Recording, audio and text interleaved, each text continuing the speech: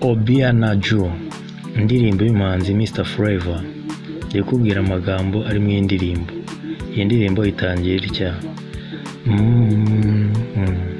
oh yeah.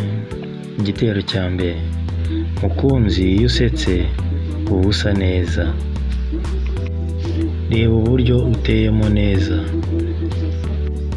ufite ubwiza karemano.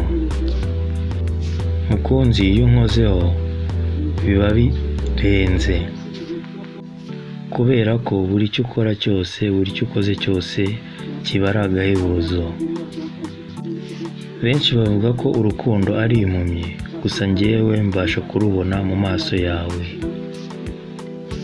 Obianaju, Omaracha Mwatadima. Oh yeah. Igitero cya kabiri: mukunzi, urabizi ko kuri njyewe uri umugisha. Urukundo umpa rurandenga, kubera ko rimwe na rimwe nta nubwo mbyizera. Benshi bavuga ko urukundo ari impumyi, ariko njyewe mbasha kurubona mu maso yawe. Obianaju, Omaracha Mwatadima. Mukunzi, urabizi kuri njyewe uri umugisha. Nsa nkugiye gusazwa n'urukundo rwawe, ntago nakwizera. Benshi bavuga ko urukundo ari impumyi, gusa njye mbasha kurubona mu maso yawe. Mukunzi, iteka iyo usetse uba usa neza.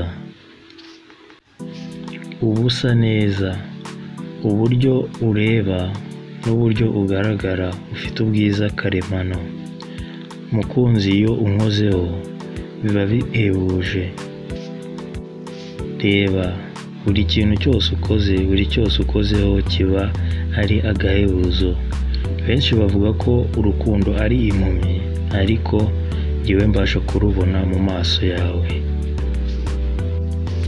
Mukunzi, urabizi ko kuri njyewe uri umugisha. Bityo urukundo rwawe rutuma numva nenda gusara, kubera ko rimwe na rimwe ntago niyizera. Benshi bambwira ko urukundo ari impumyi, ariko njyewe mbasha kurubona mu maso yawe.